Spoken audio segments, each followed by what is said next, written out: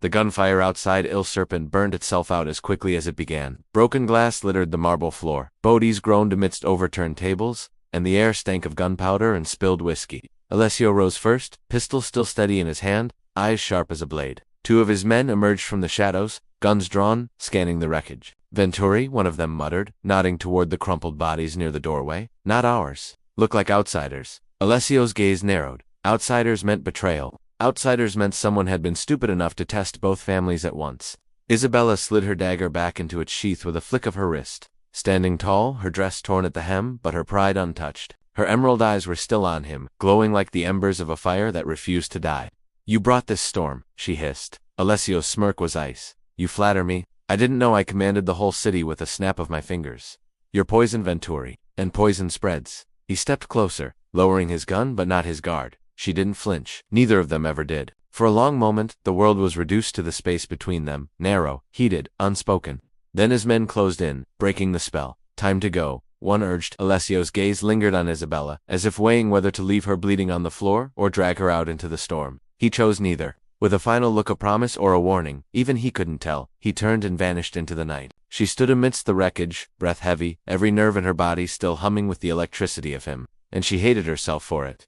By the time Isabella returned to her father's estate, dawn had painted the sky with bruised colors.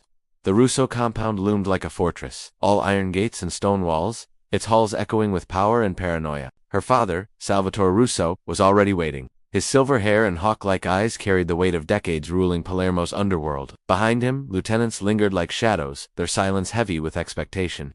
You were seen with Alessio Venturi, Salvatore said without greeting, his voice cutting like glass. Isabella's chin lifted. I was in a club. He was there. Hardly a crime. You spoke with him. Sat with him. You let yourself be seen.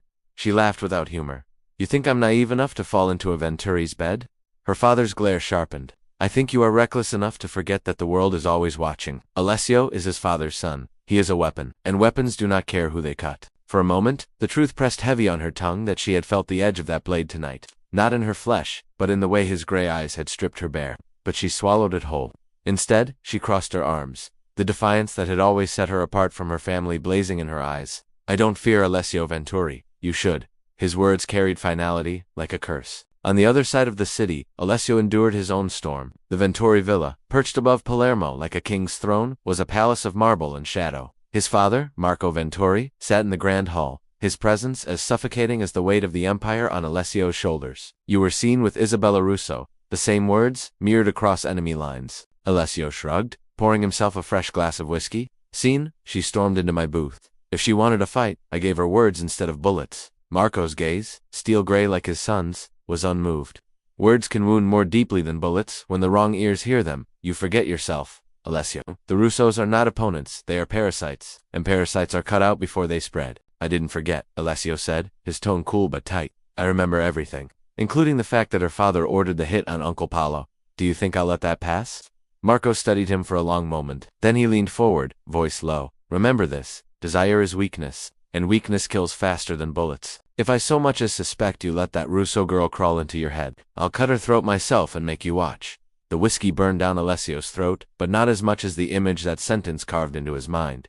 Desire was weakness, and weakness, he thought, had never felt so intoxicating. Days later, Palermo simmered under a sky heavy with storm clouds. The families had agreed to a meeting in a neutral warehouse at the docks in an attempt to keep peace after the Il Serpent attack. The room smelled of rust and salt, the walls groaning with the sea's breath. Venturi men lined one side, Russo men the other.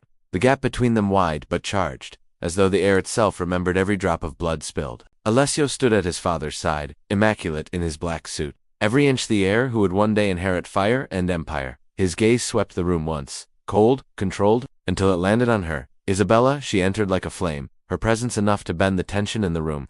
She wore a crimson dress this time, silk that shimmered like fresh blood. A statement, a warning, a dare. Her emerald eyes found his instantly, as though she had known exactly where he stood. For a heartbeat, the warehouse fell silent under the force of their stare. Then the negotiations began. Words were exchanged, accusations, promises, threats, dressed in politeness. But Alessio heard none of it. Not really. His focus was on Isabella, on the curve of her mouth when she smirked at his father's fury, on the way her fingers drummed against the table like she had a secret only he deserved to know. And when she finally spoke, her voice soft but sharp, aimed straight at him rather than the men arguing around them. Alessio felt the ground shift beneath him. You look restless, Venturi, she murmured, her lips curving. Not used to sharing a room with me without reaching for your gun. Alessio leaned in, just enough for only her to hear.